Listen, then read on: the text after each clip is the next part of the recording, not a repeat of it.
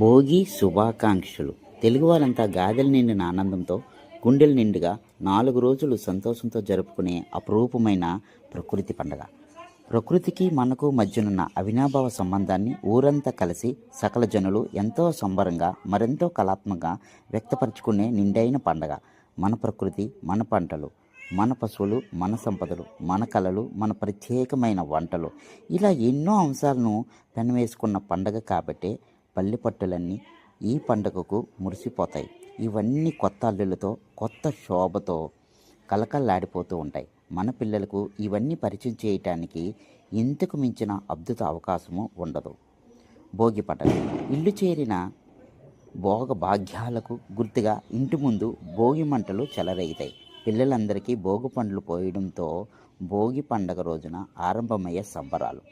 బంగారం లాంటి పంట పొలాన్ని రైతు మట్టి నుండి బంగారం తీసి ఆ బంగారం లాంటి పంటను ఇంటికి తెచ్చి కడుపు నింపి దిగుబడిని తలుచుకొని సంబరపడే రైతన్నలు శ్రమకు, సంపదకు గొప్ప స్థానమిచ్చే పండగ ఇది. భోగి తొలినాటి శోభకు అద్దం పడుతుంది.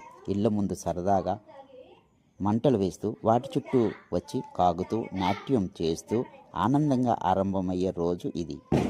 ఇంట్లో పిల్లలందరికీ రేగుపండ్లు, అక్షింతలు కలిపి నెత్తిన పోస్తూ బాలారిష్టలు ఏమైనా ఉంటే తొలగిపోవాలని ఆశీర్వదించే భోగి పండ్ల ఘట్టం పిల్లలకు వినోదాన్ని, పెద్దలకు గొప్ప తృప్తిని పంచుతుంది.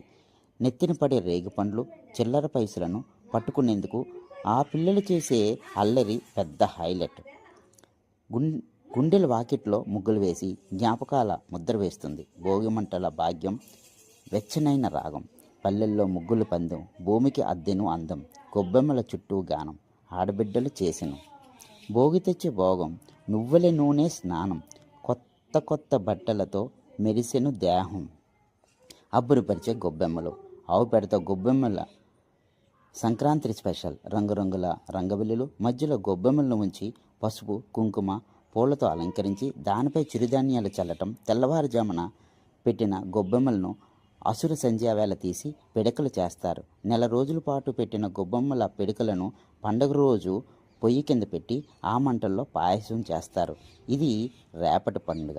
సో ఇటువంటి భోగి పండుగ యొక్క విశిష్టతను, పండుగల యొక్క గొప్పతనాన్ని పిల్లలకు పాఠశాలలో తెలియపరచాలనేటువంటి ఒక మంచి ఉద్దేశంతో ఈ పండుగలు అనేది పాఠశాలలో జరుపుకోవడం జరుగుతుంది. సో